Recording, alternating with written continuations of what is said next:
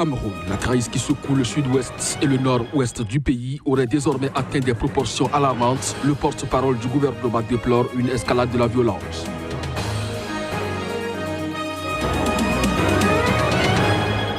En Égypte, des archéologues ont découvert au sud du Caire la tombe d'une prêtresse de l'ancien empire ornée de rares peintures murales bien conservées. L'annonce a été faite samedi par le ministre des Antiquités du pays. En République démocratique du Congo, les négociations seraient très avancées pour l'extradition de John Tchibangu.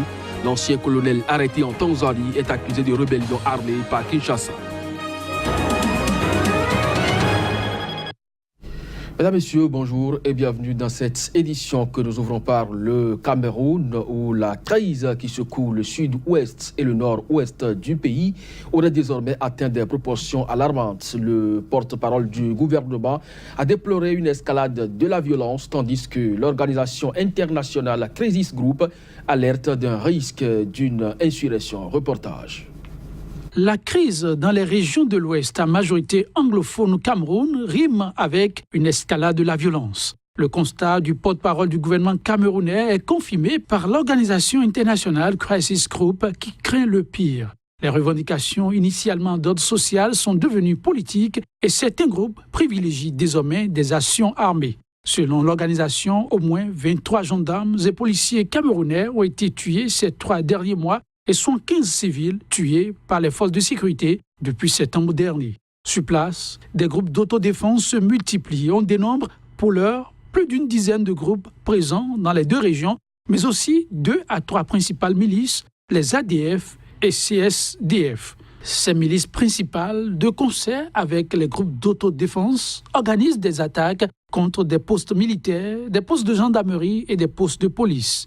Attaque de basse intensité jusqu'à présent, elle pourrait s'intensifier par la suite. Face à l'influence de plus en plus grandissante de ces groupes qui ne comptent plus le nombre de leurs adhérents au quotidien, International Crisis Group appelle à une résolution au plus tôt de la crise pour à terme faire échec à l'insurrection qui depuis 3 mois tente de prendre corps. En République démocratique du Congo, les négociations seraient très avancées pour l'extradition de John Tchibangu. L'annonce a été faite par le ministre congolais de la Défense. L'ancien colonel arrêté en Tanzanie est accusé de rébellion armée. Reportage. L'extradition de John Tchibangu ne serait qu'une question d'heure et c'est le résultat d'une coopération judiciaire qui lie nos 2 pays, martèlent sans cesse les autorités congolaises. Ex-officier de l'armée congolaise en rébellion depuis 2012, le colonel Tchibangu a été arrêté le 29 janvier en Tanzanie. Il avait en effet lancé plusieurs ultimatums au président Kabila à la mi-janvier, menaçant même de le chasser dans les 45 jours s'il ne demandait pas pardon pour le massacre de catholiques survenu à l'issue de la marche de protestation du 31 décembre 2017. Désormais, aux mains des autorités tanzaniennes prêtes à l'extrader, sa femme dit craindre pour sa vie. Le gouvernement congolais demande son extradition pour le faire mourir. Je lance un cri à tous les dirigeants et au président tanzanien pour leur demander d'intervenir pour la libération de mon mari, a déclaré Charlène Tchibangu, son épouse, qui vit en France. À sa suite, le FIDH, la Fédération internationale des ligues des droits de l'homme, sans cautionner la lutte armée, dit craindre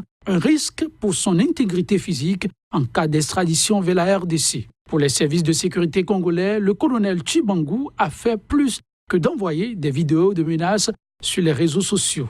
Si l'officier assurait qu'il était au Kasaï avant son arrestation, pour les services, il était plutôt au Soudan du Sud, à Kaya, avec toutes sortes de mercenaires centrafricains, nigériens et des rebelles sud-soudanais prêts à attaquer. Son acte, conclut le ministre de la Défense, ne saurait demeurer impuni. Au Nigeria, le juge anticorruption du pays a été accusé de corruption. Danladi Umar a été accusé par l'agence nigériane anticorruption d'avoir exigé une importante somme d'argent d'un suspect dans une affaire qu'il traitait. Plus de précision à travers ce reportage. Le juge chargé des dossiers de corruption chez des responsables publics au Nigeria est désormais dans de beaux draps. Danladi Umar a été accusé par l'agence nigériane anticorruption, l'IFCC, Commission des crimes économiques et financiers, d'avoir exigé 10 millions de naira, soit 22 300 €, d'un suspect pour un service ultérieur en relation avec un dossier en suspens.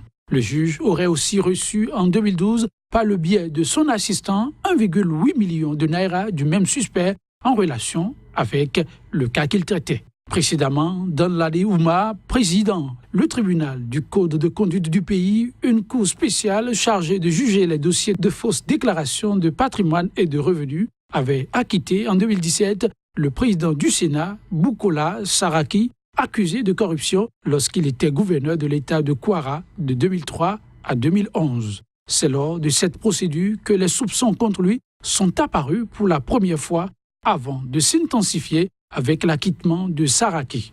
La Commission des crimes économiques et financiers a alors décidé de relancer le dossier. Elle n'a par conséquent fait appel du jugement. Un nouveau procès est prévu pour 3 des 18 chefs d'accusation initiaux. Les Guinéens ont voté dimanche pour désigner leurs conseillers municipaux, maintes fois reportés. Ces élections constituent une première en Guinée depuis 2005. Reportage. Ces élections municipales sont les toutes premières organisées en Guinée depuis 2005. Une compétition a priori ouverte dans un pays marqué par plus de 50 années de régime autoritaire. En tout, 5,9 millions d'inscrits sont appelés aux urnes. La date de l'annonce des résultats du scrutin reste pour l'heure incertaine. Pour désigner les dirigeants des 342 communes guinéennes, les électeurs doivent choisir parmi 29 554 candidats, dont 7 055 femmes réparties sur plus de 1300 listes de partis de coalition ou se présentant comme candidats indépendants. Les élus constitueront les conseils communaux, chargés ensuite de désigner les exécutifs locaux. Les dernières élections locales guinéennes remontent à 2005 sous la présidence du général Lansana Conté. Les mandats des exécutifs municipaux étant arrivés à échéance, ils ont été remplacés sous Alpha Condé, élu chef d'État en 2010, après une transition militaire de 2 ans. Depuis lors, le gouvernement guinéen évoque des questions financières pour justifier le report du scrutin. Pour l'opposition, il s'agirait en réalité d'une stratégie pour concentrer tous les pouvoirs. La visite du président français se poursuivait samedi au Sénégal. Tout un monde l'a accueilli à Saint-Louis. Emmanuel Macron a alors annoncé une aide de 15 millions d'euros pour lutter contre l'érosion côtière qui menace la ville. Des dizaines de milliers d'habitants ont envahi le centre de cette ville de pêcheurs du nord du pays, à l'embouchure du fleuve Sénégal. Dans cette ville de Saint-Louis, l'assaut des vagues a déjà obligé 200 familles à déménager et à court terme, ce sont près de 10 000 personnes qui devront être relogées. L'aide qu'a promis le président français aidera à reconstruire cette ville et la Banque mondiale vient en appui avec une cagnotte conséquente. Et vous avez une partie vraiment de Saint-Louis extrêmement peuplée, plus de 55 000 habitants sur cette petite bande de terre agressée. Et donc, il y a nécessité de trouver des solutions urgentes. L'Agence française de développement investira concrètement sur le terrain 15 millions d'euros pour justement protéger toute la partie où nous sommes de cette érosion, avec des blocs de rochers qui seront disposés pour endiguer l'érosion côtière. Le sommet One Planet qui s'est tenu en décembre a rallumé notre engagement pour aider à trouver des solutions à des situations telles que celle-ci. Donc je suis très heureux d'annoncer que nous allons donner 30 millions de dollars pour aider plus de 900 familles à se reloger, 10 000 personnes qui risquent de perdre leur logement dans un futur proche. La réalisation de ces projets permettra de retarder l'effet de la montée des eaux qui ronge cette étroite bande de sable d'une trentaine de kilomètres de long qui protège la ville de l'océan. La construction de digues promises par la France devrait donner le temps aux familles de déménager.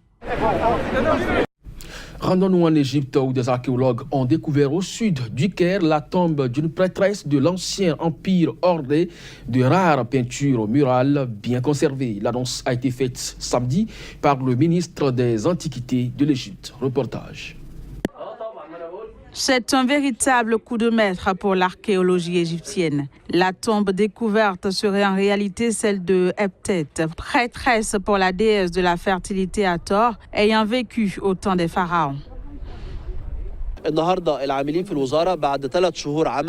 اكتشفوا مقبرة لسيدة تدعى حتبت.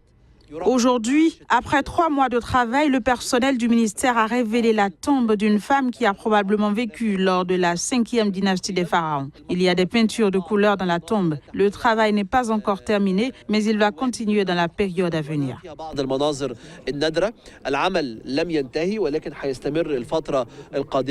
La tombe a été découverte dans un cimetière proche des pyramides de Gizeh par une équipe d'archéologues égyptiens. Ce cimetière enferme les tombes de hauts responsables de la 5e dynastie des pharaons entre 2494 et 2345 avant Jésus-Christ. Au Brésil, l'ancien président prépare à une messe commémorative en hommage à son épouse Marisa Letícia Lula da Silva, décédée il y a 1 an. À l'occasion, Luis Ignacio Lula da Silva a dénoncé des agissements du pouvoir judiciaire à son encontre. Rappelons qu'il a été condamné à plus de 12 années de prison. Reportage. Cette cérémonie est un hommage à Marisa Letícia Lula da Silva, l'ancienne première dame du Brésil. Aux premières loges, son époux, Luis Ignacio da Silva, venu assister à la messe, mais aussi pour dénoncer les récents agissements du pouvoir judiciaire contre sa personne.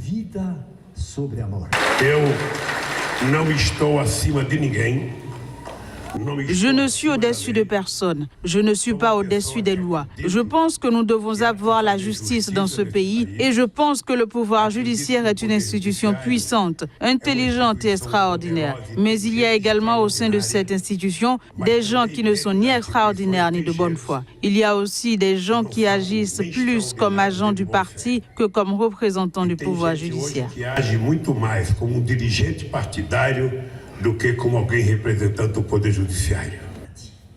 Pour rappel, la semaine dernière, un tribunal de Porto Alegre avait confirmé que Lula était coupable de corruption passive et de blanchiment d'argent pour avoir accepté un triplex en bord de mer de la part d'une entreprise de construction. L'ex-chef d'État brésilien s'est également vu confisquer son passeport sur ordre d'un juge fédéral brésilien alors qu'il s'apprêtait à s'envoler pour l'Éthiopie. Le comité exécutif de l'Organisation de libération de la Palestine passe à l'action. Il a ouvert samedi la voie à une suspension de la reconnaissance d'Israël. Toutefois, il s'est abstenu d'ordonner une application immédiate de cette mesure drastique. Reportage. C'est parti pour une probable suspension de la reconnaissance d'Israël. Si elle était appliquée, cette mesure remettrait en cause l'un des principes fondateurs de l'effort de paix, déjà très mal en point entre Palestiniens et Israéliens. Suite à une réunion, le comité exécutif de l'Organisation de libération de la Palestine a annoncé la mise en place d'une commission chargée d'étudier cette question. Le Conseil central de l'OLP, un autre organe de cette organisation internationalement reconnue comme la représentante de tous les Palestiniens, a voté le mois dernier en faveur de la suspension de la reconnaissance d'Israël. Les dirigeants palestiniens ont fermement condamné la décision annoncée le 6 décembre par le président américain Donald Trump de reconnaître Jérusalem comme la capitale d'Israël. Depuis le début, les Palestiniens voient dans la décision américaine un déni de leurs revendications sur Jérusalem-Est, annexée et occupée. Mesdames, Messieurs, ce sera donc tout pour cette édition. Merci à vous de nous avoir suivis. L'actualité se poursuit sur Sika et ses différents sites. Très bonne journée à vous.